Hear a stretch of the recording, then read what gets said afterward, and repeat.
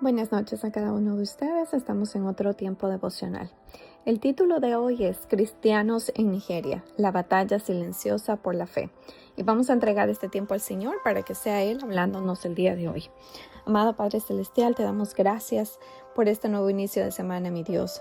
Gracias te damos una vez más, Señor, porque tú nos tienes vivos, Señor, porque tú nos tienes con salud, Padre Santo, y porque muchas veces nosotros no aprovechamos, Señor, todo lo que tú nos das, Padre Santo, cuando hay gente en todo el mundo, Señor, que está sufriendo, Padre Santo.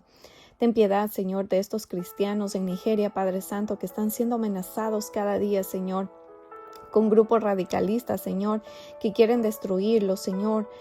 Padre Santo bendito, te pedimos a ti, Señor, que derrames tu unción sobre ellos, Señor, que los protejas, que los cuides, mi Dios, y que nosotros como cuerpo de Cristo, Señor, podamos interceder por ellos, Señor. Estemos al pendiente de sus necesidades, Señor, no solo físicas, sino también espirituales, Padre Santo, para renovar sus energías cada día, Señor. Que seas tú, Señor, quien no nos calle, mi Dios, quien sea alentándonos, Señor, para hablar su palabra, Padre Santo, para instruir a los demás, mi Dios, para no callar más, mi Dios, para hacer justicia, Señor, con nuestra boca para cada una de esas personas que están siendo amenazadas. Te lo pedimos esto, Padre Santo, en el bendito nombre de tu Hijo Jesús. Amén. Hay hombres, mujeres y niños siendo perseguidos en Nigeria, solo por decir yo creo en Jesús, pastores siendo decapitados por seguir a Cristo. Y Mateo 10:22 nos dice, y seréis aborrecidos de todos por causa de mi nombre, mas los que persevere hasta el fin, éste será salvo. La salvación viene por gracia, no solo a quienes se arrepienten genuinamente, y por quien perseveran hasta el fin. Mientras nosotros podemos abrir una Biblia, hablar abiertamente de Dios, en Nigeria muchos cristianos no pueden ni reunirse en casas ni siquiera por no arriesgar su vida. Peor aún decir un amén en público. Oh, Cristo te ama. Esto es una sentencia en muchos casos de muerte. En un informe de la organización Inter-Society, en solo 7 meses de este año 2025, más de 7,000 cristianos han sido asesinados en Nigeria por grupos yihadistas. Esto equivale a 30 hermanos asesinados cada día, más de uno por hora. Junto a ellos hay más de 7,500 cristianos que han sido secuestrados, arrancados de sus hogares, de sus templos, de sus familias, simplemente por amar a Jesús.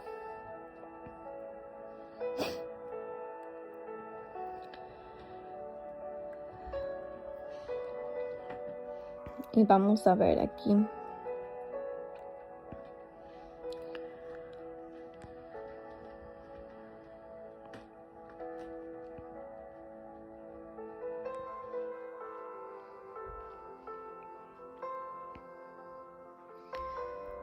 Mientras allá se derrama sangre por confesar a Cristo, en muchos lugares aquí el Evangelio se ha vuelto liviano, cómodo, superficial.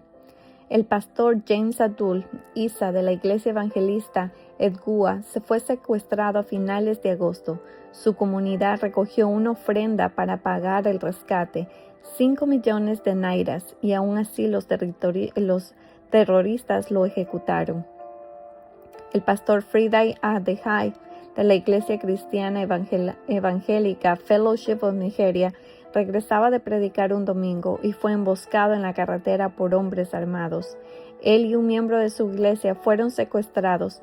También sacerdotes católicos han sido víctimas de estos ataques, no solo pastores, no solo personas normales.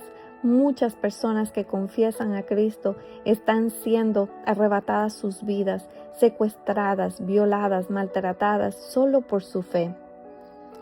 Y Mateo 5:10 nos advierte: bienaventurados los que padecen persecución por causa de la justicia, porque de ellos es el reino de los cielos. Mientras unos mueren por Cristo, otros apenas viven para Él. Tantas personas padeciendo en estos momentos por creer en el Dios vivo, y muchas veces nosotros desaprovechamos esos tiempos valiosos en la presencia del Señor. Ahora vamos a ver cómo la iglesia del primer siglo también fue perseguida, fue atacada, golpeada, dispersada, pero no destruida. Y el que y lo que el enemigo usó para apagarla, Dios la usó para expandirla. Hechos 8 del 1 al 8 nos dice: Saulo estuvo de acuerdo con la muerte de Esteban, y ese día se desató una gran persecución contra la iglesia que estaba en Jerusalén, y muchos se dispersaron por las tierras de Judea y de Samaria, menos los apóstoles. Y mientras que unos hombres piadosos levantaron a Esteban y lo enterraron y lloraron mucho por él, Saulo hacía destrozos en la iglesia. Entraba a las casas y arrebataba a hombres y mujeres y los llevaba a la cárcel. Mientras tanto, los que habían dispersado iban por todas partes anunciando el evangelio. Fue así como Felipe llegó a la ciudad de Samaria y allí les predicaba a Cristo. Toda la gente escuchaba con atención a los que decía Felipe y oían y veían los milagros que hacía. Muchos de los que tenían espíritus malignos eran sanados y los espíritus salían de ellos lanzando fuertes gritos.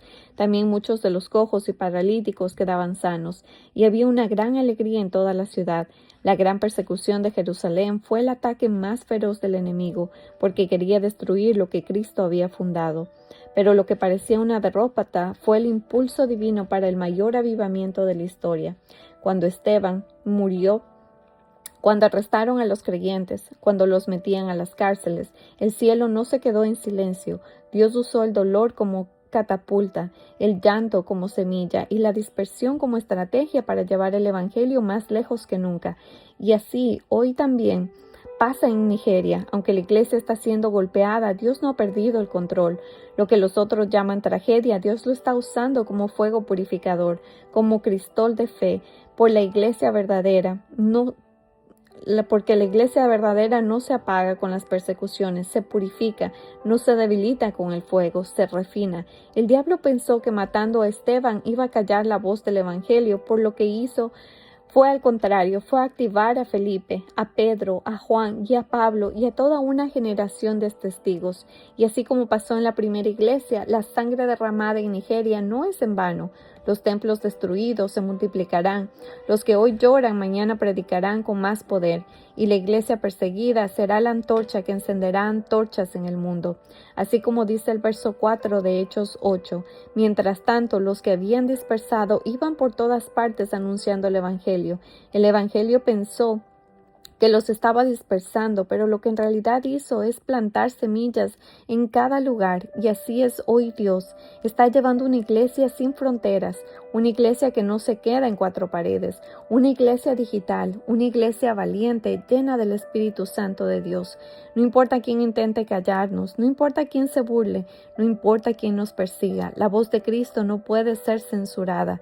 Y así como dice en Hechos 8:8, y había una gran alegría en toda la ciudad. Eso es lo que viene. Después del llanto viene el gozo. Después de la persecución viene el poder. Después de la dispersión viene la multiplicación, porque ninguna persecución puede frenar lo que vino del corazón de Dios. Si la iglesia primitiva se levantó en medio del miedo, si la iglesia en Nigeria está resistiendo bajo el fuego, entonces tú y yo no tenemos excusa. Nadie nos persigue ni nos impide leer la Biblia. Es nuestro tiempo de activarnos, de llevar esperanza.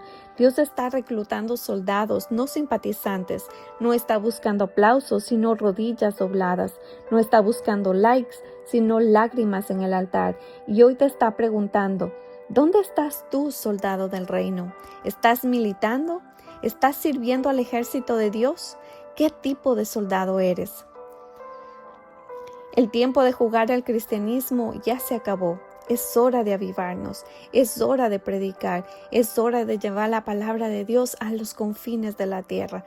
Y mis amados, preguntémonos, si hoy esto le está pasando a la iglesia de Nigeria y no hay intercesores, ¿qué va a pasar cuando esos tiempos difíciles vengan a donde nosotros estamos, donde nosotros vivimos? ¿Quién va a interceder por nosotros? La iglesia de verdad necesita un avivamiento. Cuando vengan los tiempos finales, vamos a necesitar que todos se unan en oración, que unos intercedan por los otros. No cerremos nuestros ojos ante los problemas del mundo. El mundo necesita intercesión. El mundo necesita que tú te avives, que tú empieces a predicar la palabra del Señor, que tú vivas como Jesús nos enseñó, enseñando a los demás, predicando a los demás, enseñándoles ese amor del Señor, que no importa las circunstancias, Él está con nosotros, que Él nunca nos va a dejar solos. Nadie dice que va a ser fácil, pero con la mano de Dios todo se puede. Con la mano de Dios estamos llamados y ellos nos activan y nos impulsan a seguir predicando el Evangelio, a no callar más, a coger nuestra Biblia y a usarla en su nombre, a estudiar su palabra, a conocer más del Señor, a conocerlo íntimamente, porque eso es lo que Dios quiere. Quiere que nosotros lo conozcamos como un Padre amoroso. Si tú conoces a tu Padre terrenal, ¿cómo no tú no puedes conocer a tu Padre espiritual? A tu Padre que te da todo. Tú necesitas saber qué le gusta, qué le agrada. Tú necesitas vivir en la dicha del Señor. Hermanos amados, es tiempo. El reloj profético sigue avanzando y cada vez queda menos tiempo. No podemos seguir haciéndonos indiferentes ante el mundo, ante las necesidades del mundo. Es hora de nosotros también practicar esa verdad de Cristo.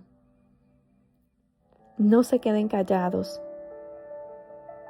Activemos nuestra fe, activamos nuestra iglesia. Prediquemos a los que están más cerca de nosotros y, ¿por qué no?, a los que viven lejos.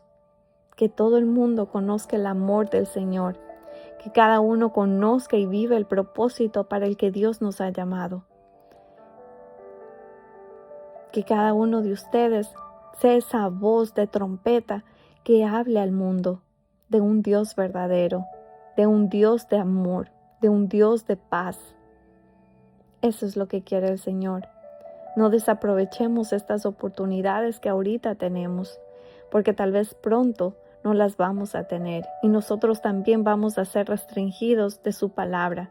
También vamos a ser restringidos de la Biblia. Así que es tiempo, mis amados, es tiempo de activarnos, es tiempo de conocer al Señor, de conocer su palabra y vivirla cada día. Que tengan una bonita noche. Bendiciones.